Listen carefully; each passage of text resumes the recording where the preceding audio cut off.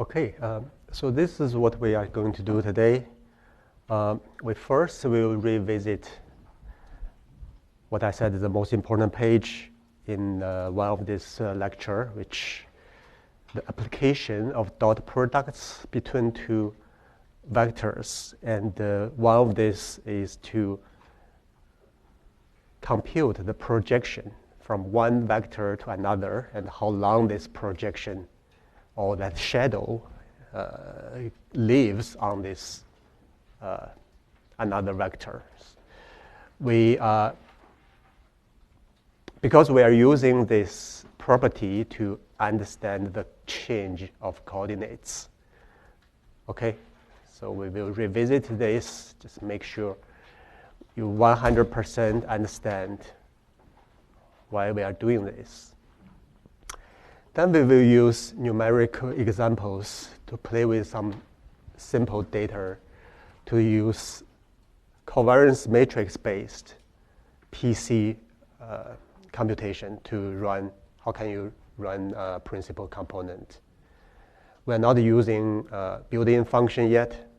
We go deeper from the data, compute covariance matrix and take eigen decomposition and see whether we will get the same results as we will use built-in function as well. So next time we use built-in function, you know, okay, within that built-in function, what the function is doing. So what's step first, second, third.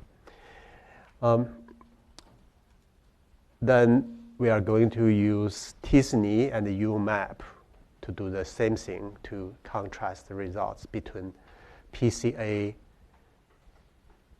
projected points after transposition and then compare with the results of t-SNE and UMAP. We probably will use some real data, so I will extract this big X matrix, allow you to run PCA, run t-SNE, and UMAP at the same time. And that's what we are going to do. If we still have time, we can revisit this example data we processed from skin sample. And I do have another publication, I believe I put somewhere here. Is a paper that's relevant to process, but it's a different paper, but they're talking about some marker genes, potential changes. So you can use some information here to get some key genes, and you want to look at it in your example data set that's generated from another paper and see whether it makes sense based on another study's results. Okay? Okay, come back to this. So when we have these two bars around the vector, that means it's a norm, it's how long this vector is. And based on the definition of cosine, so the length of this A times cosine should be this part, okay? And based on our formula here, we derived the dot product between A and B. A and B in this case is 2D vector, so there are two numbers associated with A and B. So dot product between this divided by the length of the B is a projection, how long this projection of A on B. So now if you look at, if you normalize B, so if you write B as a B divided by, I don't know how to write. So if you have a B divided by the norm, okay? So basically this is called normalized B, and it's on the unitary circle. So this gave you the direction of the B, but not how long it is. It's already normalized into 1. So what you have to do is to multiplicate A with B, use dot product. Okay, you do this, A multiplied by this normalized B. This gave you the length of the projection. A projection. Okay. I can't write this, but it's projection on B.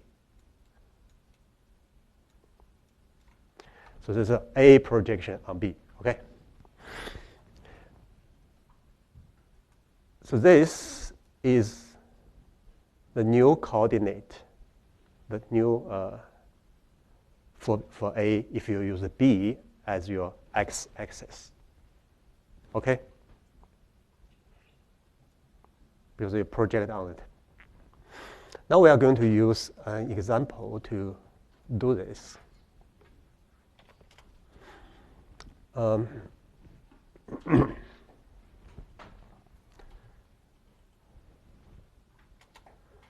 we are going to use B as our new axis. Now the A, let's see, A is a vector, 0.3, 1.2. So I just made it up. Okay.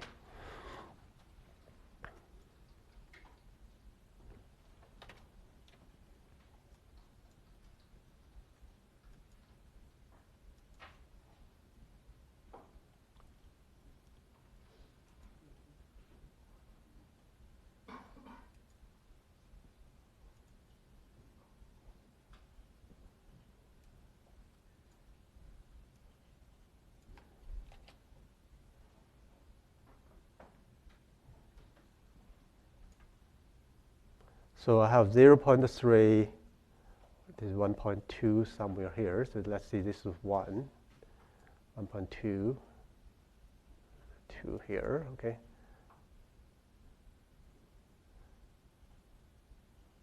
So 1 here, 1, 0.3.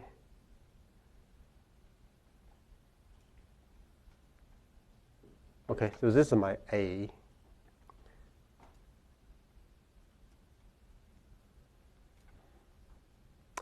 Okay, so this is my A.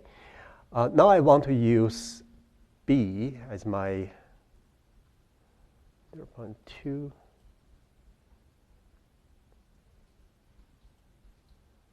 This is 0.3, so 0.2.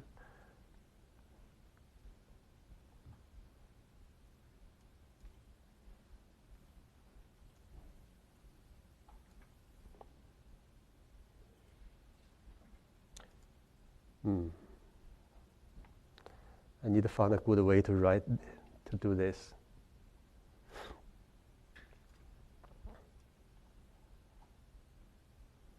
Say I want to use a B, it's a green one, as my new axis, new x-axis. So this B, let's see, B is 0.2, 0.3. So my first question is whether this B has been normalized or not.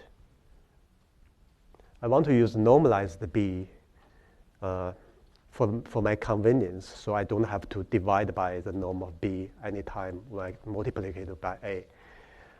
So the first question for you is whether this B has been normalized.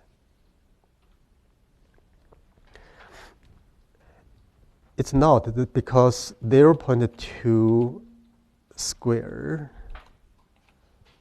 plus 0.3 square root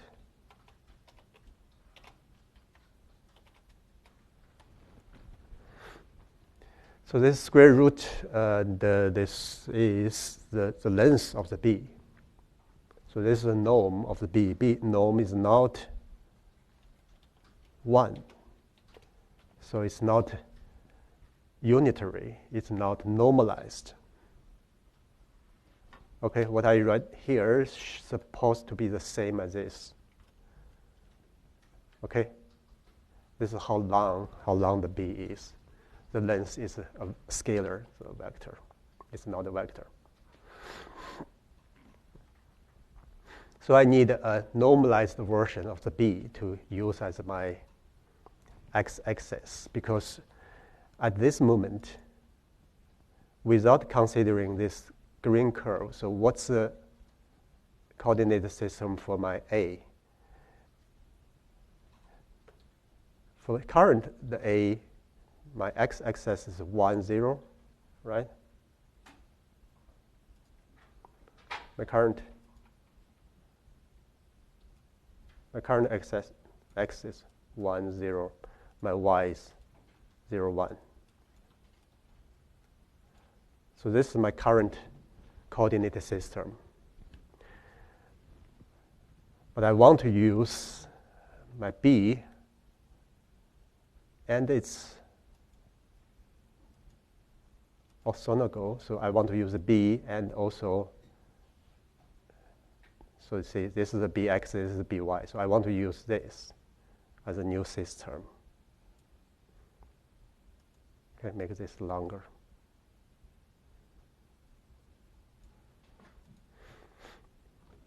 My current coordinate system is 1, 0, 0, 1 is this, but I want to use this green one, a pair of the vector, as my new coordinate system. So first, I want to normalize this. This is too short. So I want to make it to 1 somewhere, make it longer. So I have to normalize it. So I will do b divided by norm b.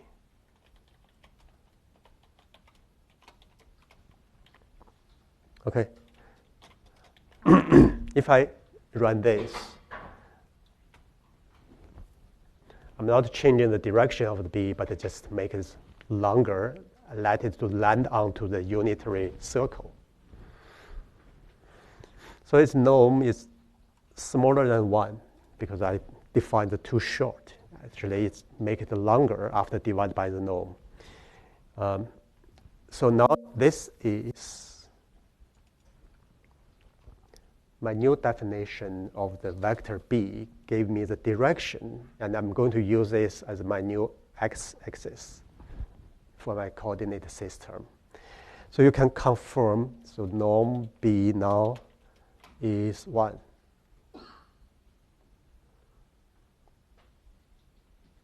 Okay, so the new position of this is 0.5547, 0.83, so it should be 557 somewhere here, okay?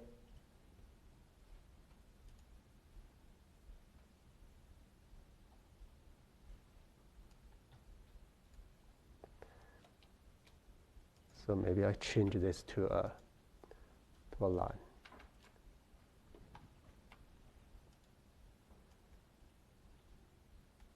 Somewhere here.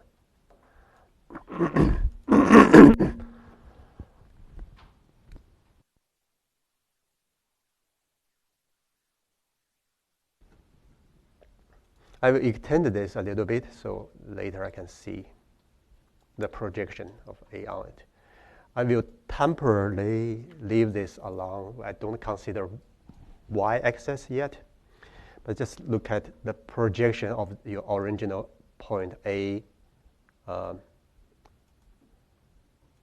this was A here, okay?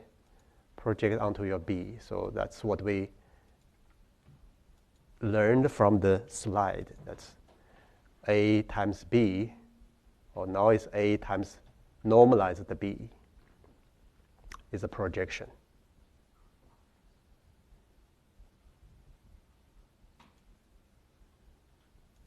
So you project this onto the B. So remember, A was 0.3, okay? So A was 0.3 in this 0.3, 1.2, I believe.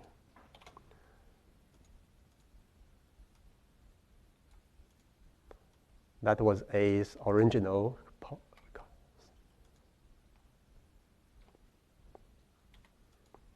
Depends on this 1001 coordinate system, but now we need to know what's its length of this part, okay? So because B has already been normalized, and what we can do, so A is here, okay? So what we can do is just A times B, okay? Remember, you have to be the dot product to make this become, so A should be 1, 2 dimension, and B is 2, 1. So at the end, you get 1.1649. So this is how long this part is. Okay. This is how long this part is.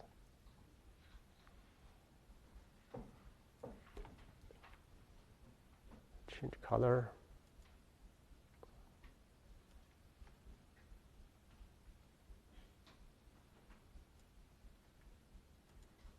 Okay. I put a green line here. I hope you can see on the screen. So this is the new, once you rotate, use B as my new x-axis, then my A becomes 1.1649.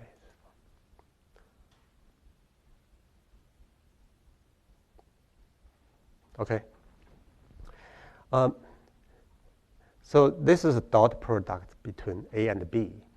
But now I can make a B not only one vector, I can use two vectors. I can write B as so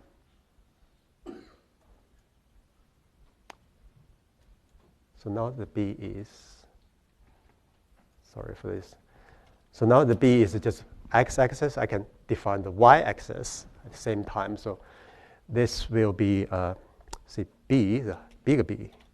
The first vector will be B itself. And the second vector will be, the second atom in B. So the negative B1. You don't have to remember this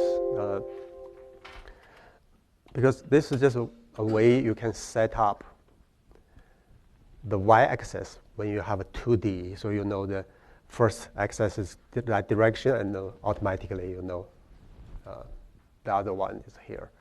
So what that on this plot is, you have this direction. You have a B. That's your second. Okay, I define two vectors. See, this is Bx, that is By.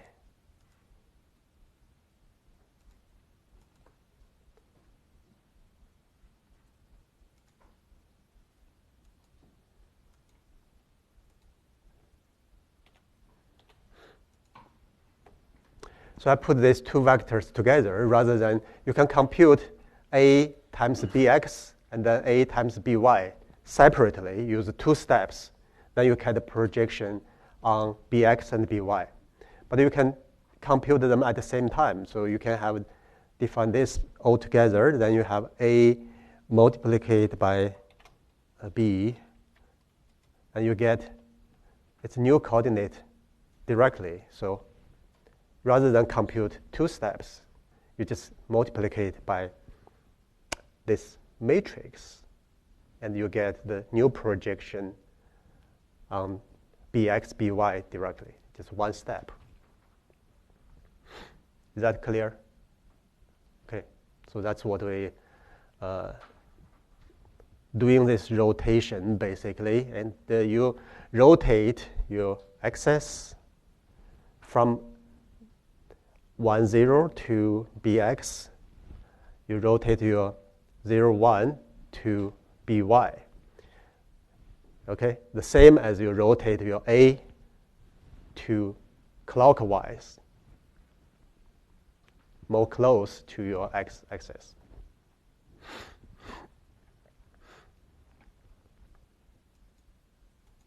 All right, so the B is called a rotation matrix. It's a unitary matrix. Everything normalized, all the vectors in B are located on the unitary circle. So the length, the norm of every column is 1. And these two are orthogonal to each other, so you can use them as a coordinate system. So you apply this rotation to A, and then basically you say, okay, I change my coordinate system from 1, 0, 0, 1 to my B defined coordinate system, my new coordinates for A, what they are. All right? So the next will be, I can rotate not only one A, I can have a vector of A. So I have many A's. So in my case, my first A is this 0.3, 1.2, but I can keep write different numbers, just a random number, 0.4, 5.6, 8.9, 1.2. So here I give 3 dots, 3 vectors, so 3 data points, rather than just A. I can do the same thing. I can transpose A and times B. So this operation looks still very simple, the dot product. Okay. However, this operation will rotate all 3 data points at the same time. Right? I can do 1 as original A, but I can add more data points next to A. But once I apply the same operation,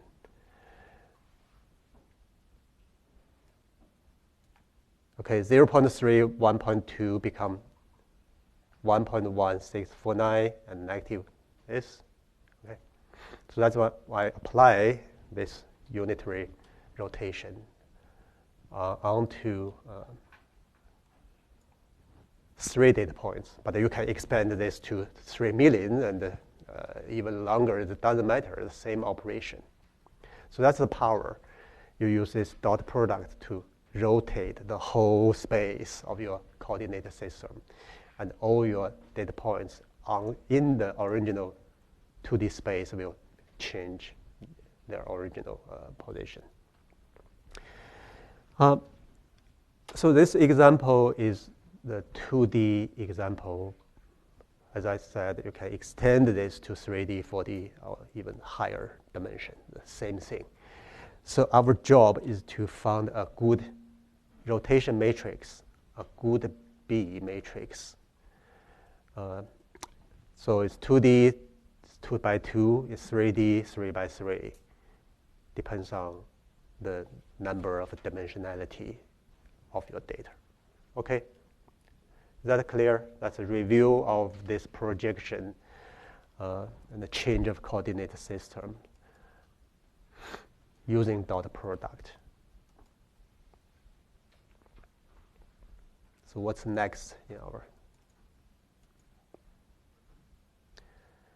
Okay, so we are going to use covariance matrix method to compute principal components. Again, the PCA analysis, the goal is to find a rotation matrix. Okay, if other people say, okay, well, PCA is a dimensionality reduction technique, you say it's not. They're understanding some of those. Even you ask your professors, they probably has not been able to describe it very correctly. So PCA is try to find a rotation matrix to rotate your data points in order to let the rotated projected data to display the largest variability among the data points. You can use it, PCA, to do the dimensionality reduction, but rotate the data point itself will not reduce any dimension. You still have the same dimension. Okay. So here we are going to use an example data. Let's clear all. Let's do PCA dot document of PCA.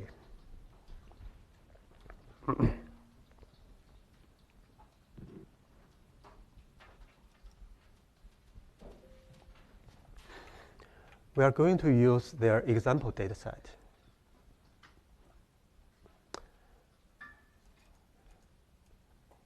So we can just load this heart. Okay. I already cleaned my workspace, so there's nothing here before, but now you have 4 variables, which was in this built-in data set. It's an MIT file. This is the matrix we are going to use, okay? Ingredients.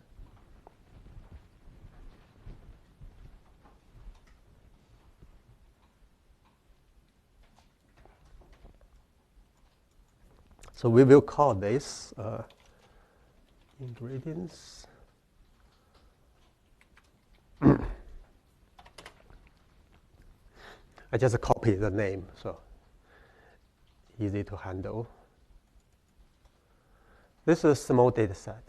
It's only 13 samples and defined by 4 variables. You can think about this like 13 cells and described by 4 genes. Okay, so what is a sample? The rows are the samples. Columns are the variables, or the feature variable describe each sample. So each sample is defined by 4 numbers. So we are dealing with a 4D data set. So this is cell by gene, but our like toolbox, we use a gene by cell matrix. So you need to know, you need to do the transformation, transpose, if you decide to use this. Okay, so as I said, you don't have to do anything to do the dimensionality reduction. You just, for example, I ignore variable 2 and 3. I only use variable 1 and 4 to plot those data. Okay? For example, I just ignore 2 and 3. See, I will use the first column. Let's do a figure. Scatter. And my last column.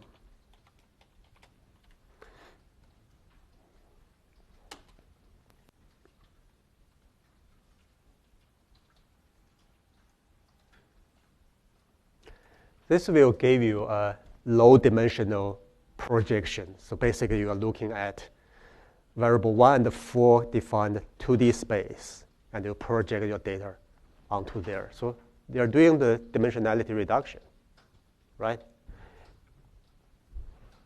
So we are 4D become 2D.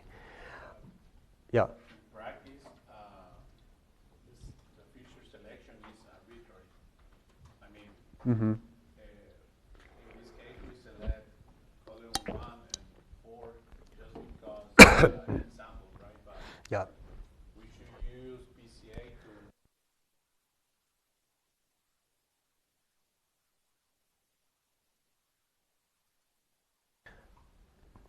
to So this is maybe not the best way because you totally ignore any this another two-dimensional information. You are not synthesize or learn from the relationship between data points, no relationship between variables. So you have no bigger picture because you lost your information. You just those valuable variable you collected, you didn't use that. Yeah, so as Luis said, this is like this is called a feature selection. So basically you say, okay, I know variable 1 and 4 is the most important. I just can, using my educated guess, and 2 and 3 are not important. That's fine. This is called feature selection. You select those most important variables.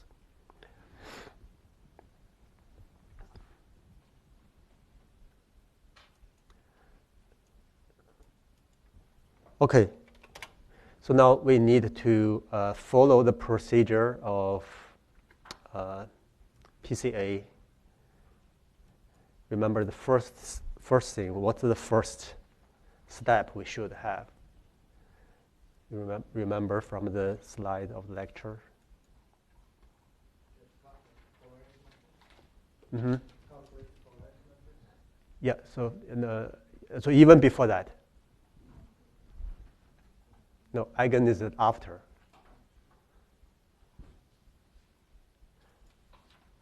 Yeah, so most important is to do the center of your data. Okay.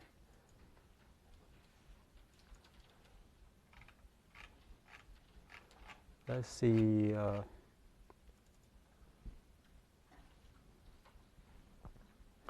The page I was talking about is this mathematical description of the steps.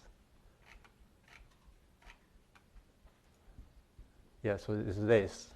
So we are going to use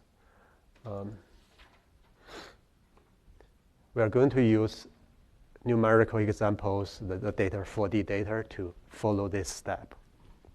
The steps. The first one is to remove the mean. Okay.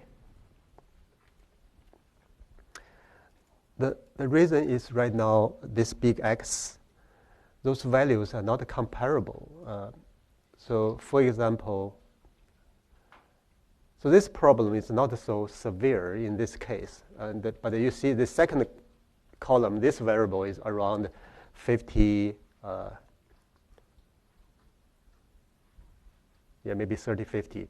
But the first column, for example, is smaller, on average. So your X, Y, Z axis, if you put the data in, you have different scaling factors. So we want to centralize them, and we want to have everything, we move the data to the center of your origin, or you move your coordinate system to in the middle of this cloud, okay?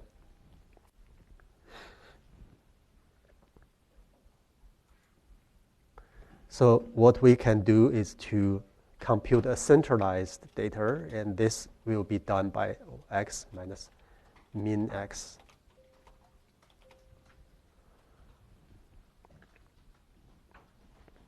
Just that simple. So we are going to use X, small x, to replace the original data. Again, there's no transformation. We just move our origin, our X, Y, Z coordinate system to the center of the data. So now if you do a sum of this small x, you should be getting a 0, okay? This is very close to 0, and this is 10 to the minus 13 power, okay? So numerically, it's almost 0.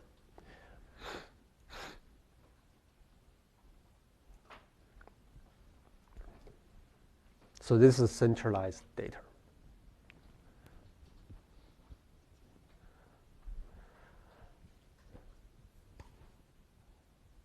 Are we okay? So we finish we get the data in and recognize which is the sample, which is the variable. So it's n sample, p variables, np.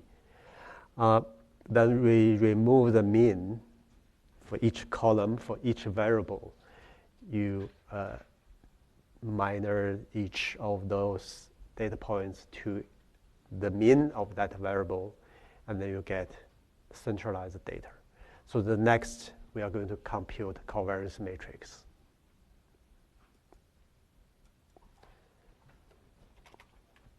So let's compute the C. What's the dimensionality? What's the dimension should be the C is? Covariance matrix is between variables, okay? The relationship between variables. Pairwise. How many variables we have? We have 4 variables to define certain samples. So the covariance matrix is the relationship between pairwise variables. So it should be 4x4 matrix. Okay, so the relationship between first variable with the second, first with third. So we need, yeah, question?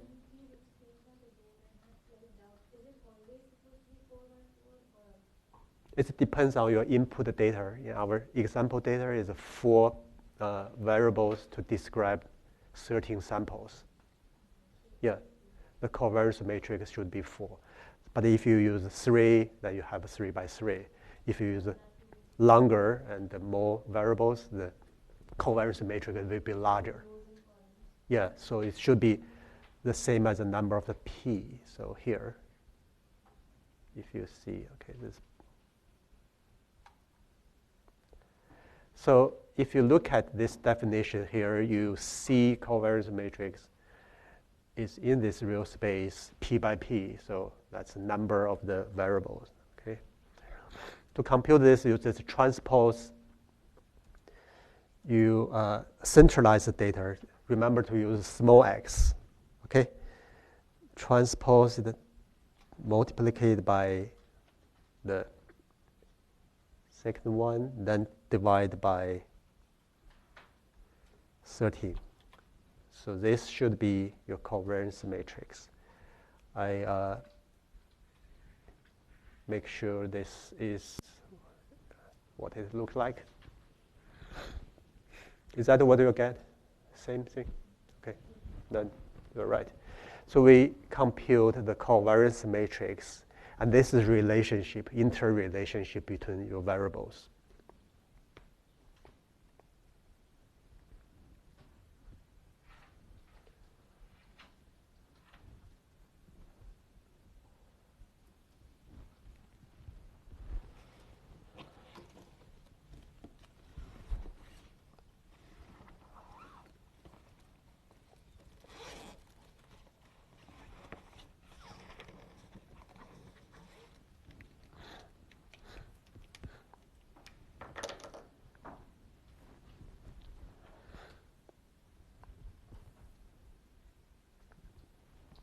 Okay, I want to confirm this, and rather than use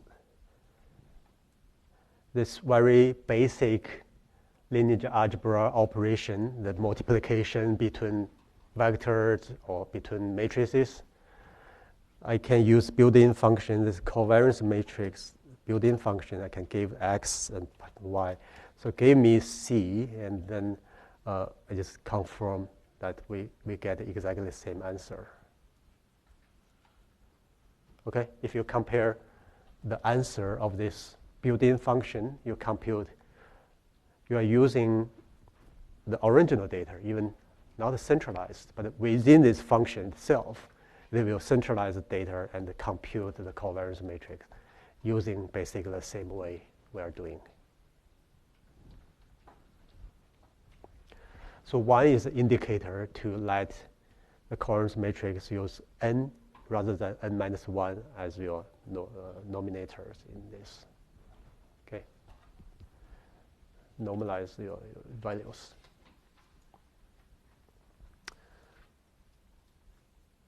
Is that okay, everybody? No?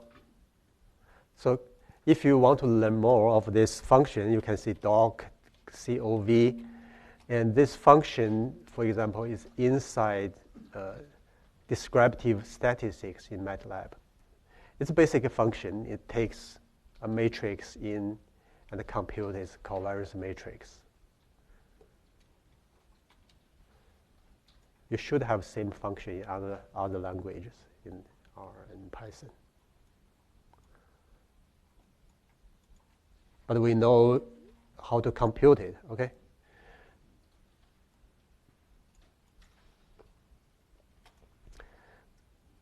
So the next is we are going to use C as our matrix. I want to decompose it into U times D. So okay, basically put the D values into a coordinate position, the diagonal position. And the U will be our, so the U is the vector of eigenvectors. U will be our coordinate system. That's our PCA target. We want to learn this, compute this. So how can we get this? Let's see, we will ask for U and D, C.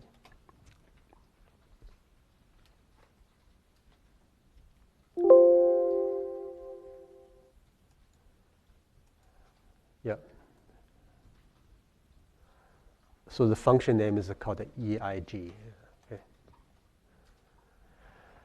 So remember, our goal is to find the rotation matrix. So what's the dimensionality of this rotation matrix U should be?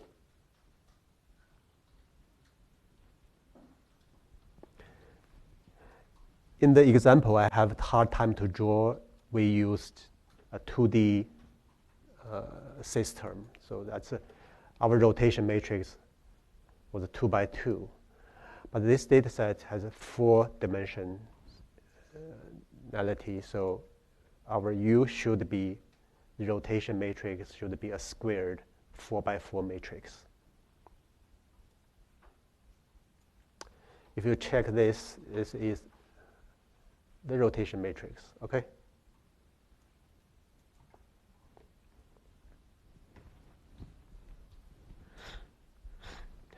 So now if we apply this U matrix to rotate my original data, I change the values in the original X matrix. The value will become our coordinates for each dot in this changed, rotated space, basically. Okay?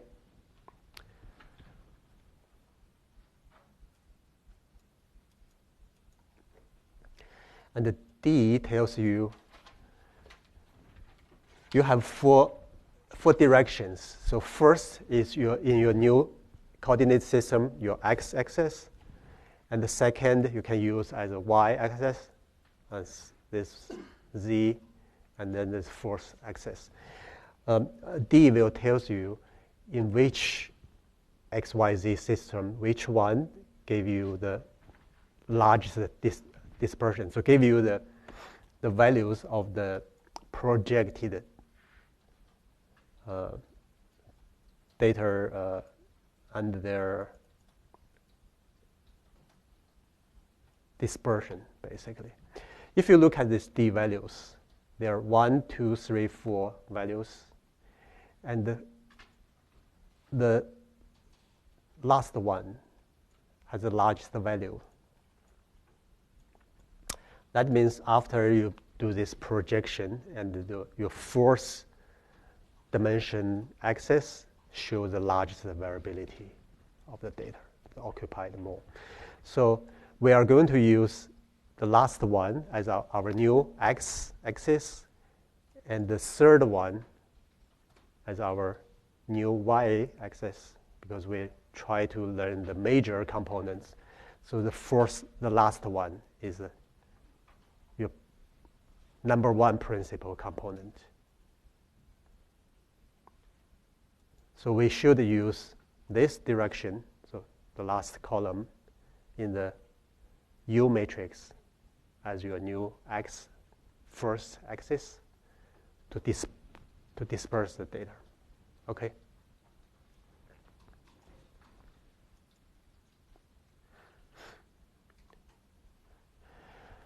So in operation, we have to put the last column here, this one, into the first position, and move third, the largest second. So we basically will change the order of the columns and make column 4 the first one, the third, second one, column 2, and the third one. Flipped the position based on the eigenvalues. Eigenvalues tells you after projection onto that particular axis how dispersed the data are. So our goal is to try to project them onto this rotated space. And we know, okay, we put the first component to display the largest variability between data. Okay. So how can you rotate your data points? Basically, you should be able to use U times your original X. Let me check the dimensionality. Say U is 4 by 4, and my data is 13 by 4. So I cannot do this. I need to put X in front times U. So this will make transpose your data. And probably we will do a transposition again to, but that will be the new coordinate system after you transform, rotate the old original data.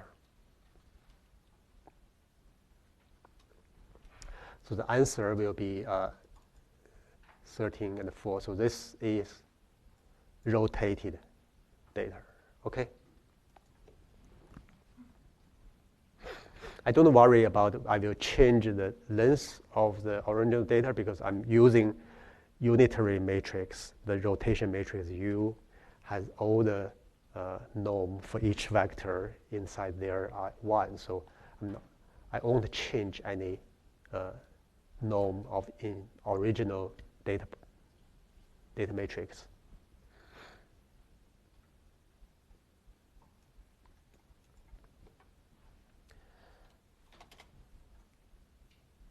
Okay, so this is our U.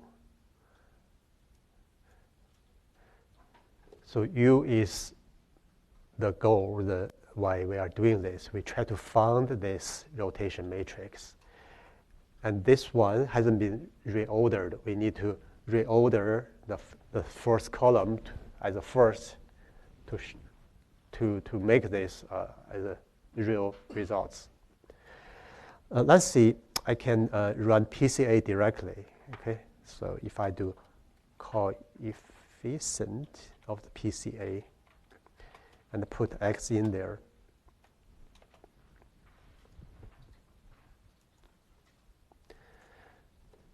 so here I'm not doing centralized data, not doing covariance matrix, not doing any eigenvalue decomposition. I just call this built-in function. This function will take care of all the steps I just described internally. So the output of your coefficient, if you look at this value and compare to what you get from the U, it's difficult to see. Let's see. So my U was,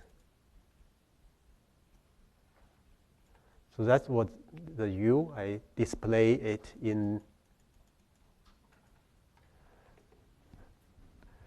I display that in this table here. That's, you compute yourself, okay? Use this multi-steps.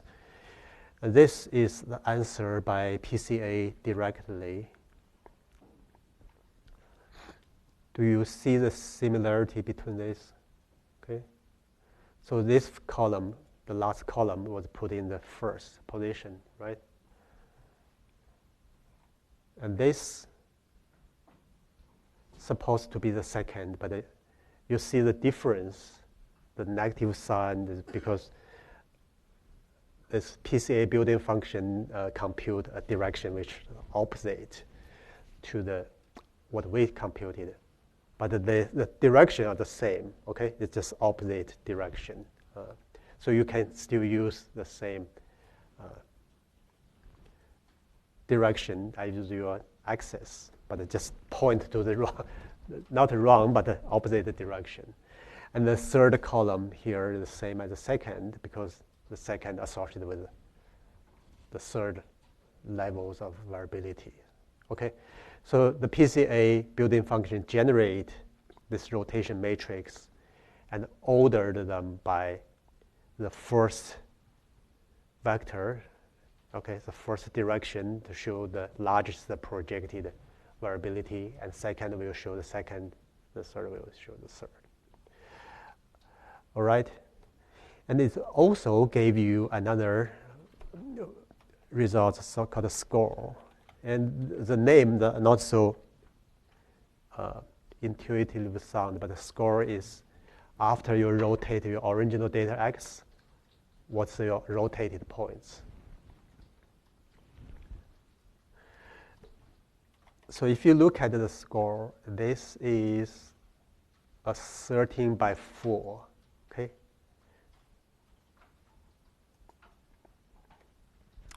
We know how to compute the score. What we did is to use x2 times u, okay?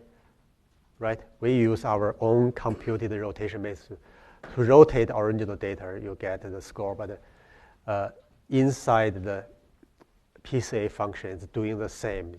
If you need score, you can have it. If you don't, I just gave you the rotation matrix. All right? So this should be very similar to our rotation matrix results. So let's see our score. My score is this. So my score is also 13 by 14.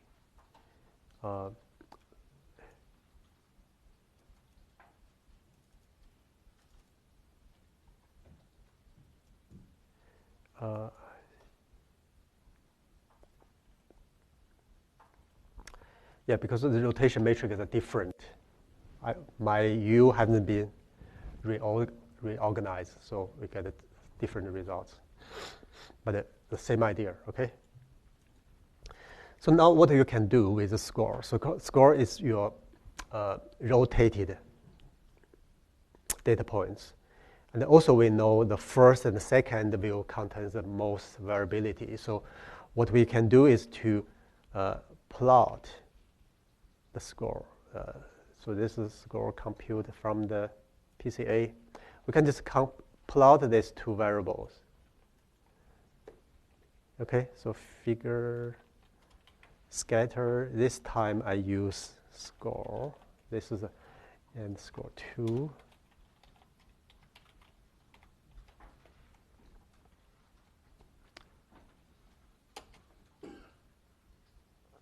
Okay, so this is the results.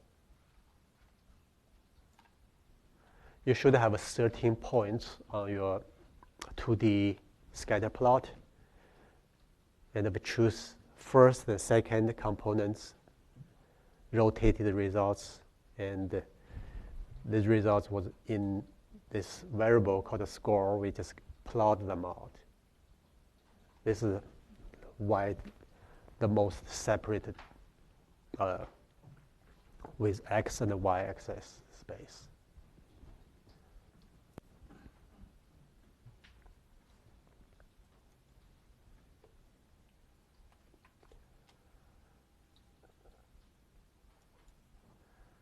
So in this example,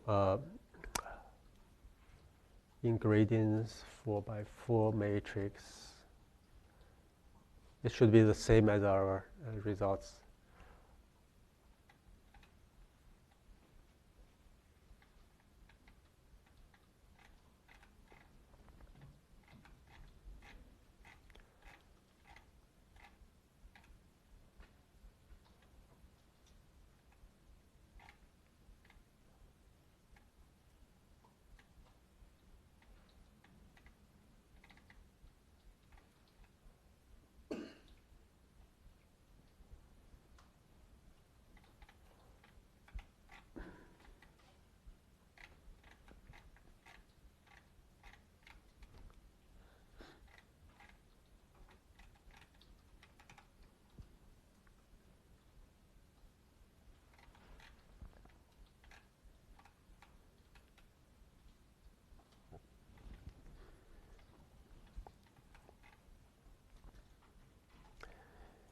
And also, if you want to plot 3D, and you can see, okay, I want to use the first 3 components.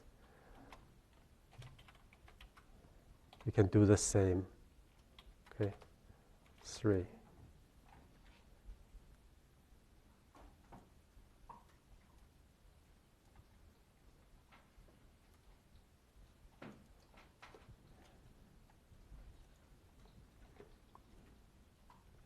Okay, so this is a 3D.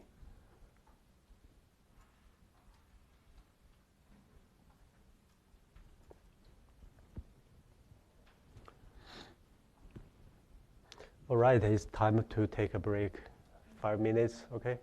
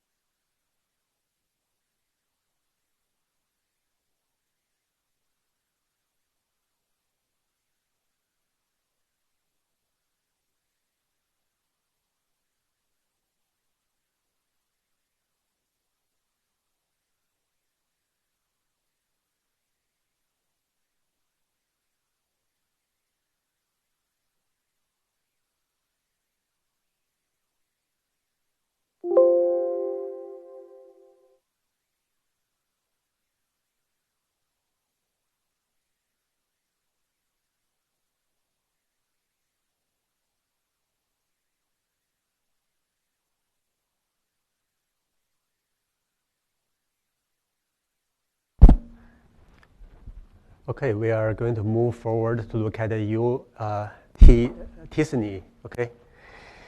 You should have your X matrix in your workspace. If you don't, just load out and then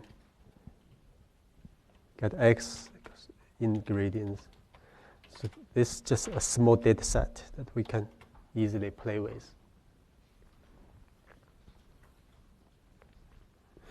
And you know how to run PCA if you do the coefficient and the score, and then you have a figure to plot to the results here, okay?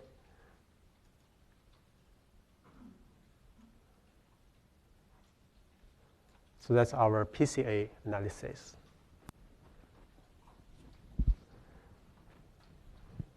PCA give you the rotation matrix, and the second variable is the score. That's the coordinates, basically the embedding you want to use. Well, t-SNE is also a built-in function that will give you a score directly, and without giving you a rotation matrix. The reason is t-SNE is not using rotation matrix at all. So to run t-SNE, you can just run, see, I need a coordinate system of t-SNE and give me X. Okay, that's all.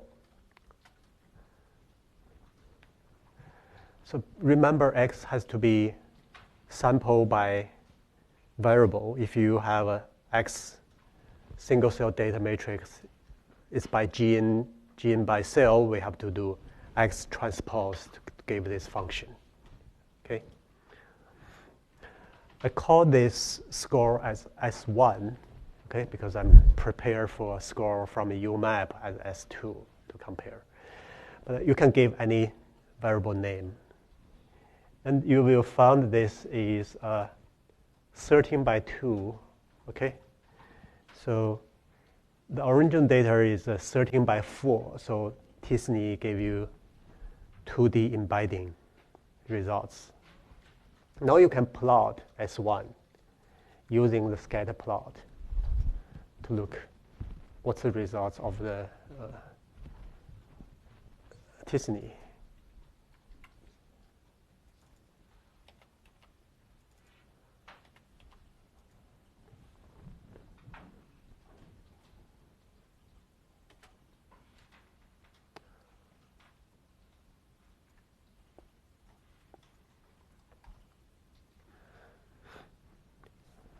Okay.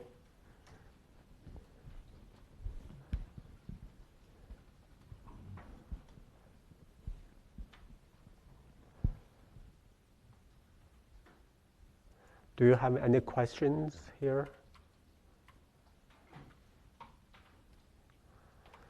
You can put variables in number of dimensions. So what I did is I put a comma here and then put this single hypertrophy and then press tab and give you the options of parameters. See, I want to 3 instead of 2D. And this will give you results of embedding. So S1 become 13 by 3. So that's a 3-dimensional embedding. You can still use 2D to plot, but you can also have option to plot 3D.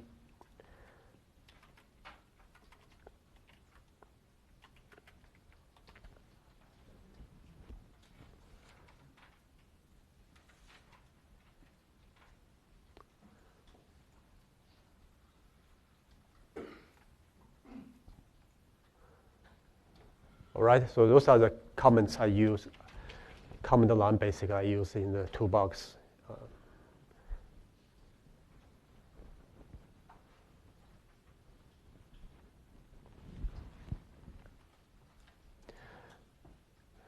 So if you don't give any parameters here, so you don't give number of dimensions, then by default it will be 2, okay?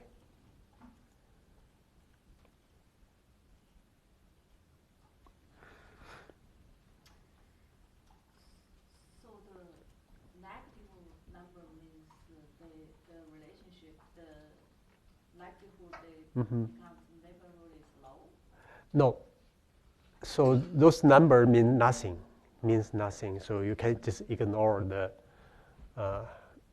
the numbers, okay? You only look at the picture like a map and without any information about the coordinates. Just look at the picture, how they go. Yeah.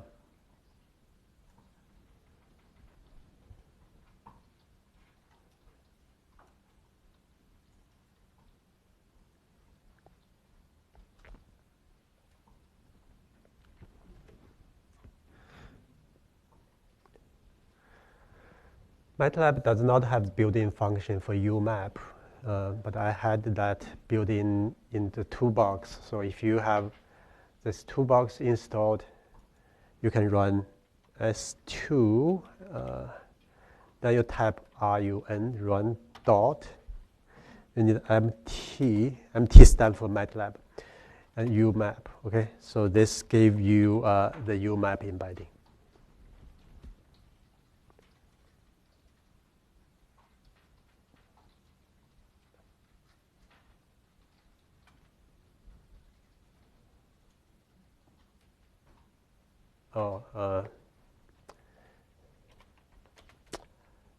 So you need to transpose this, okay?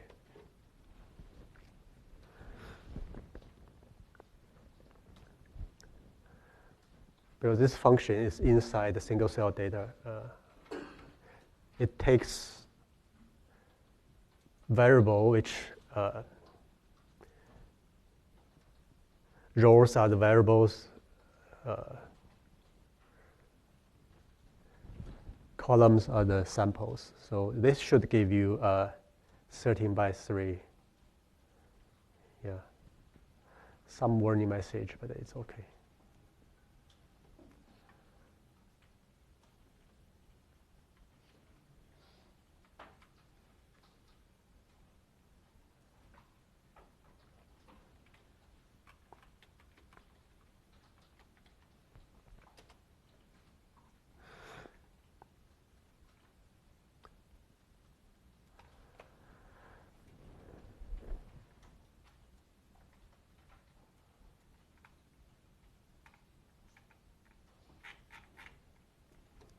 Okay, let me type that again. So I will do warning off, so not show this warning message, and run this, and then figure to plot them out. That's the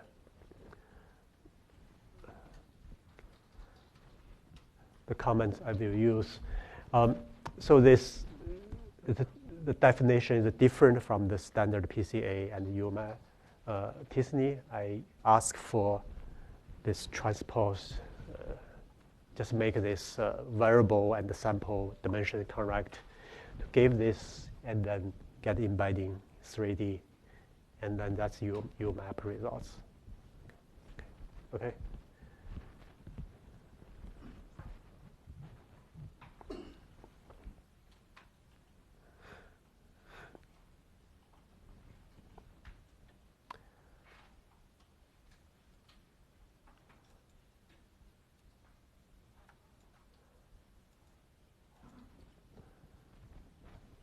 Any questions?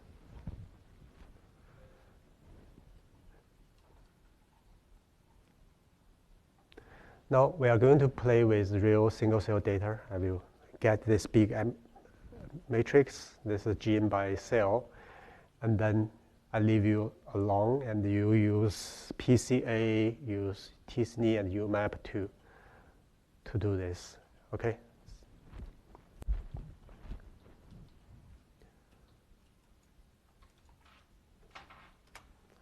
So I can close all my clear all.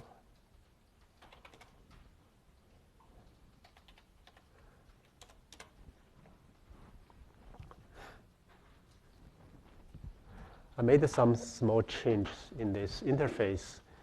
If you have a latest version, then it starts from this manual-driven interface, okay, for you to import data.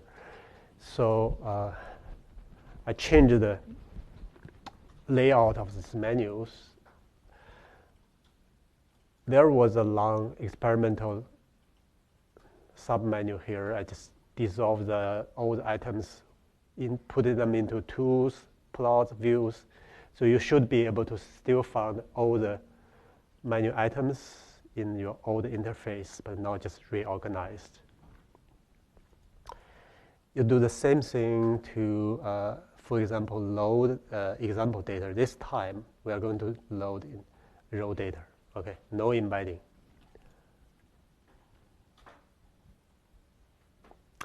You will see the same two bars and yeah, just manual change some. Okay, so now we need to have this X matrix. We need to export X matrix into the workspace so we can run PCA, run t-SNE, rather than just click button here. You can click button to get the embedding, use the t-SNE UMAP, or you press this button. But what we want to try in the class here is to get the raw data and to do the embedding using comments. Okay. So what you can do is click this export button here. The same should be in the file. Say, okay, where this could be. Yeah, I should have this somewhere. Allow you to export.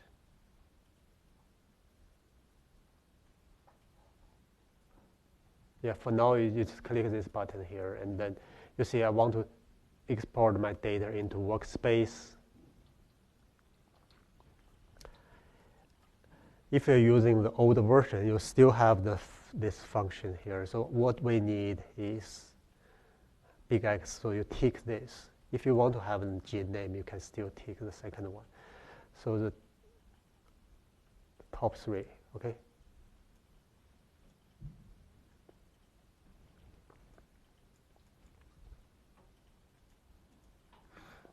Then after that, you can shut down this. Okay, we don't need this interface anymore.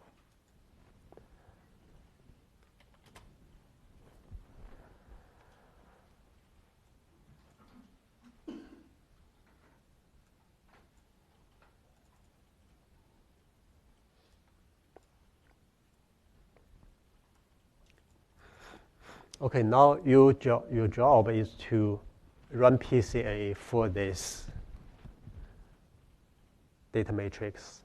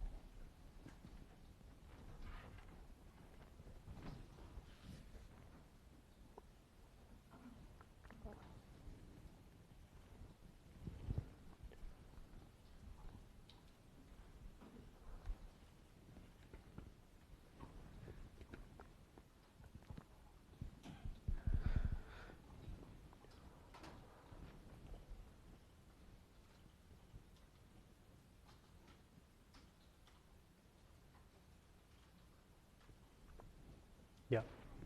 Trouble with the SCGA tool.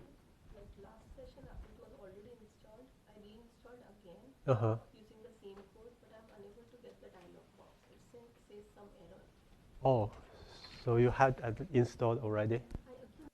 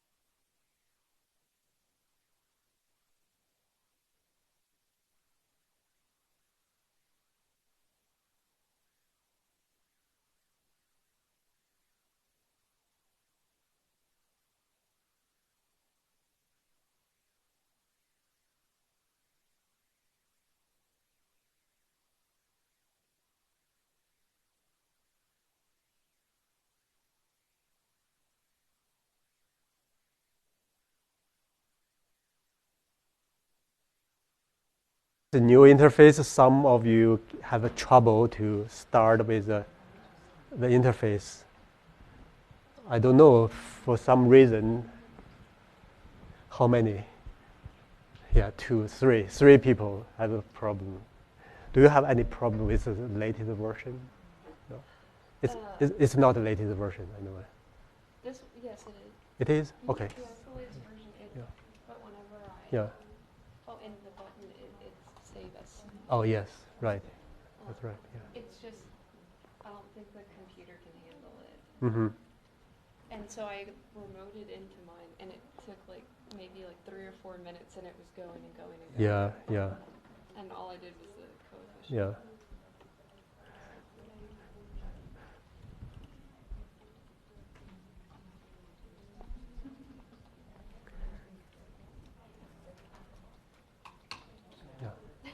Drop the PCA, isn't it 2D, 3D, and you. Yeah, yeah. This seems okay. Yes, it's okay. PCA is really. That's right, yeah. So I think we will do this normalization and log transform. They will look better. Okay. Yeah, I will do, okay, yeah.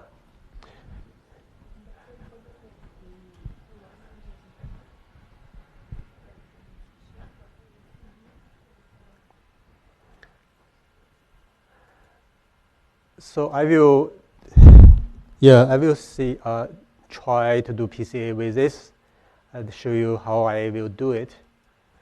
So as I said, you use coefficient.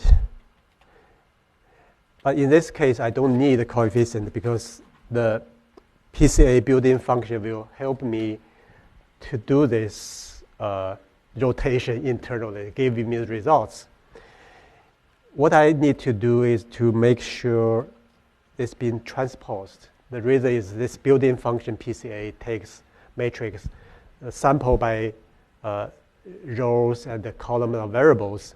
So in my X matrix here, the samples are cells, and the cells in columns, so I have to transpose it, okay?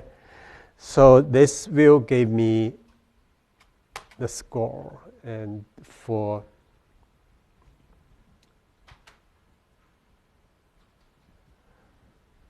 it takes some time, right? It's a huge matrix.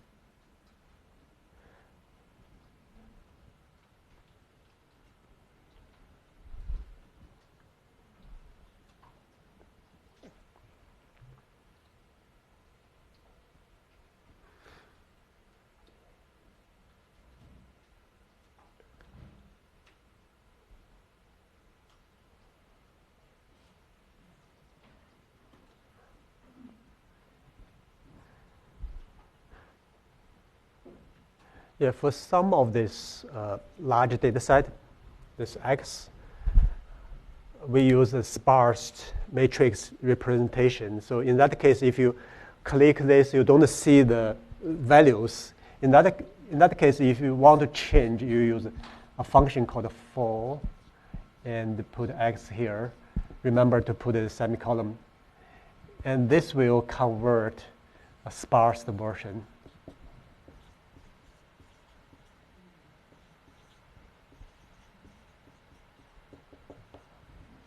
to a full version.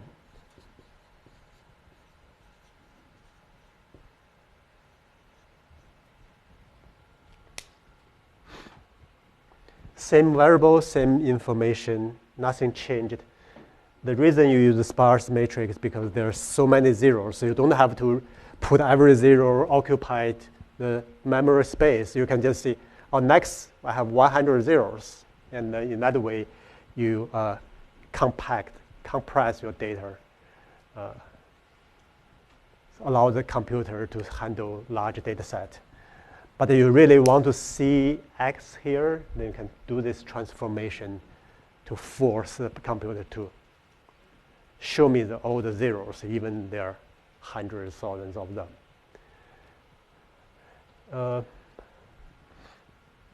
Yeah, so this PCA is still running. I believe it's busy here, and I can hear some of the machines are still. Yeah.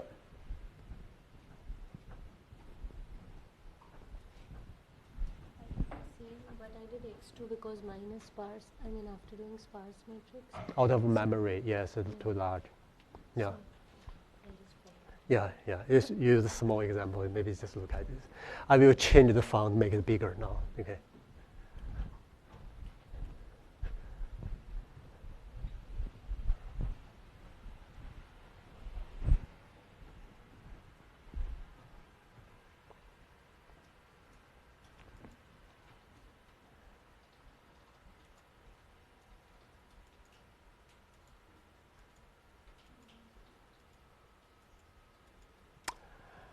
Okay.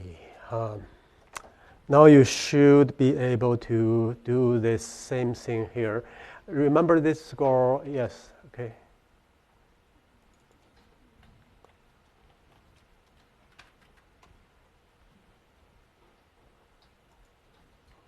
Make it shorter. I start a figure and then scatters. I'm doing the 3D. 1, 2, 3.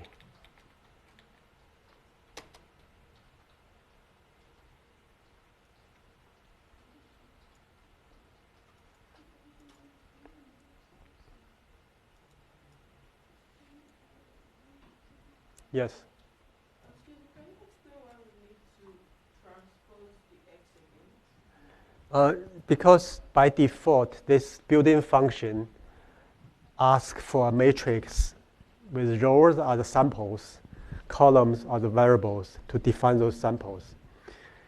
However, our UMI matrix, the big X, was defined as a gene by cell.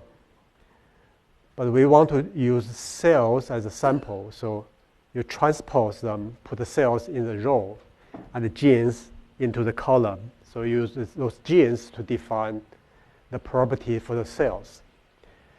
So if you don't do the transposition, you are playing with genes as a sample. You'll still be able to run, but the end result will be each point is a gene. You look at the relationship between genes. Yeah, depends on your question, and it's not wrong. It's just not the purpose. You want to study relationship between genes. In some questions, you try to do that. But okay, this result looks terrible. Okay.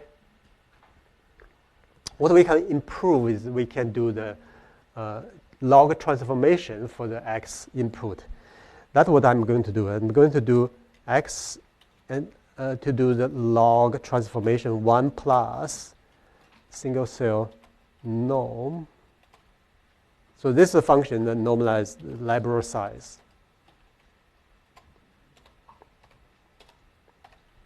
Okay, this will change the values of UMI matrix.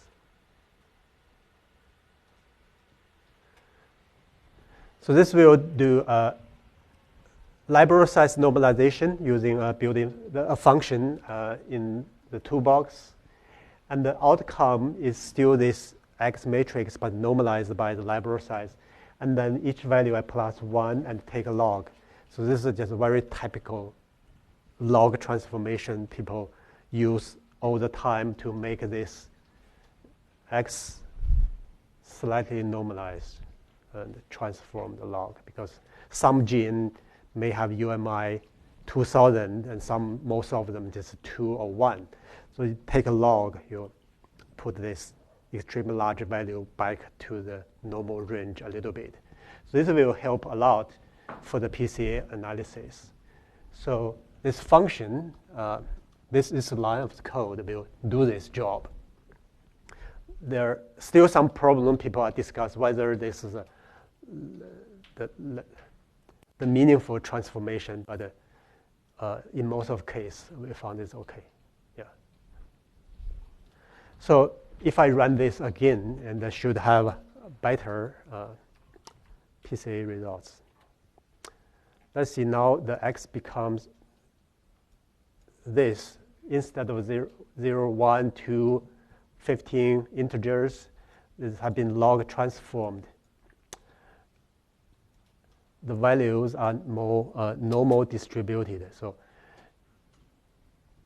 use built-in PCA again, I will look at the scatter plot and see whether results improved. So this is the normal operations. People will do this all the time without asking too much questions. But still, there are some problem associated with this transformation. But I leave this for the statisticians. Okay.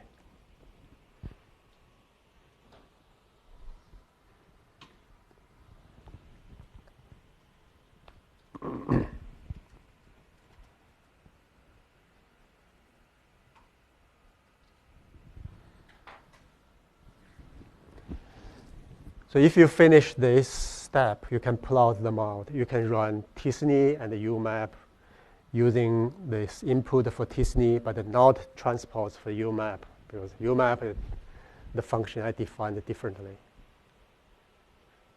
But they all can take this transformed, log transformed data and should be able to get a slightly better results.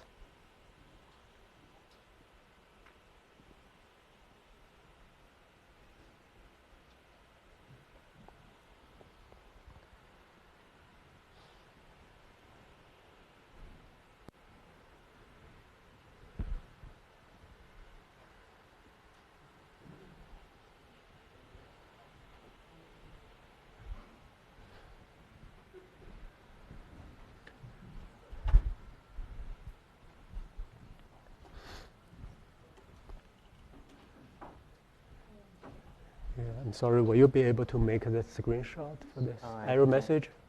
Email me. Thank you so much. I wrote down the. Yeah. I wrote down the. Yeah, that's fine. Yeah. But when you do this, Uh-huh. so the figure will pop up because it did not pop up on your screens. I was thinking, how will it look like?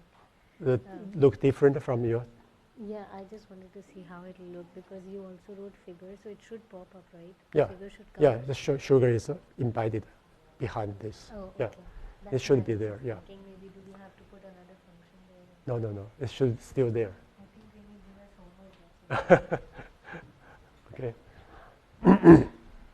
Okay, the second time I use this normalized transformed log transformed data to run PCA, and I'm going to plot the results again.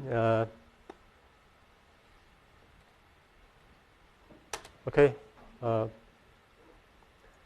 that's my results this time.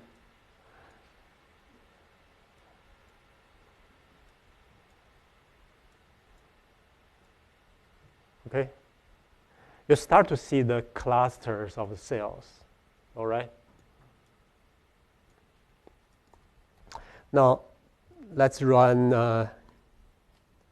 t-SNE as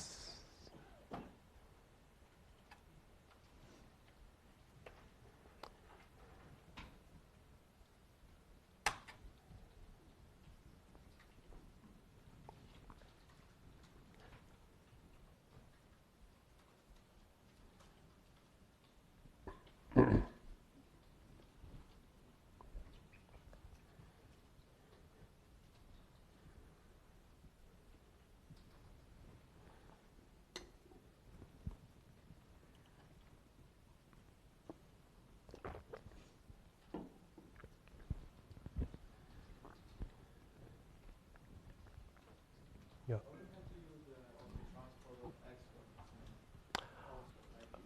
Oh, yes. So that will be terrible, and I will get a result for all the embedding for the genes, because I forgot to transpose this.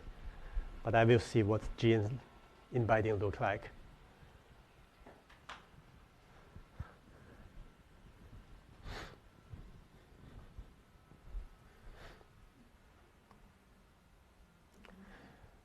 Yeah, so don't copy me.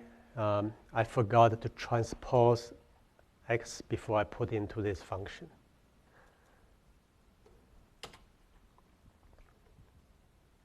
Let me stop it. I hope I can. Yeah, I stopped it. And then put the transposed version. Okay.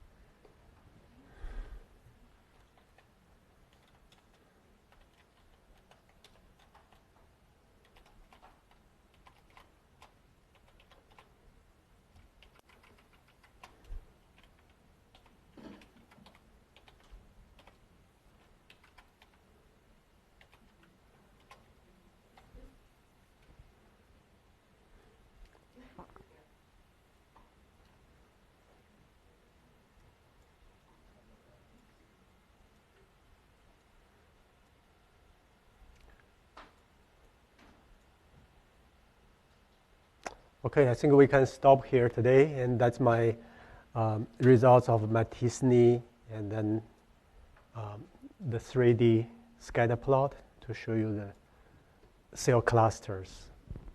Okay.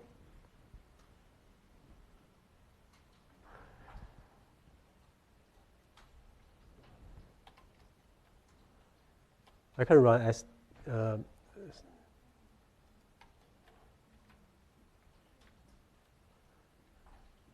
yeah, that's.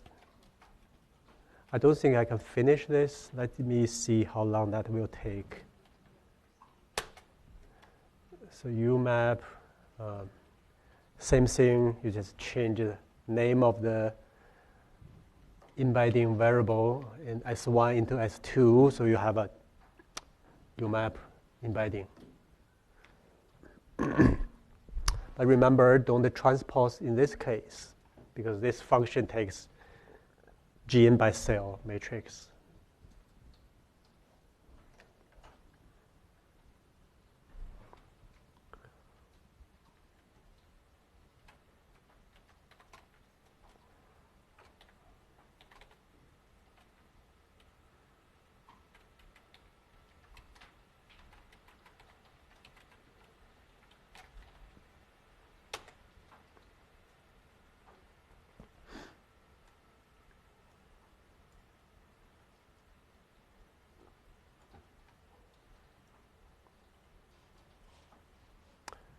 Okay, I put UMAP results here.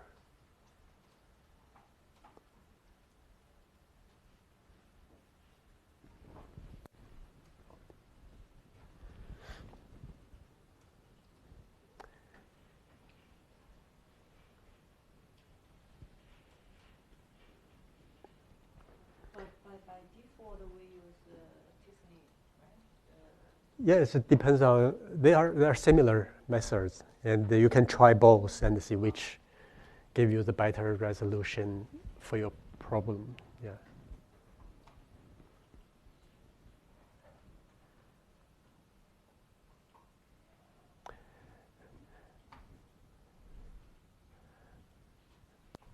Okay, I will copy all this command line history and make it an M file and put in the chat. Okay.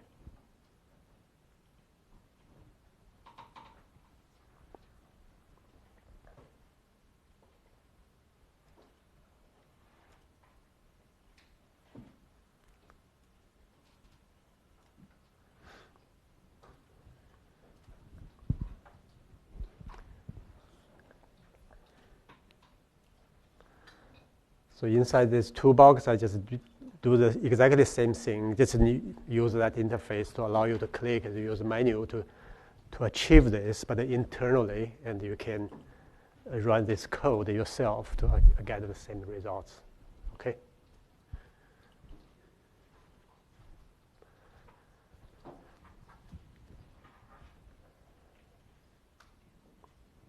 All right. Thank you, and see you next week, Tuesday.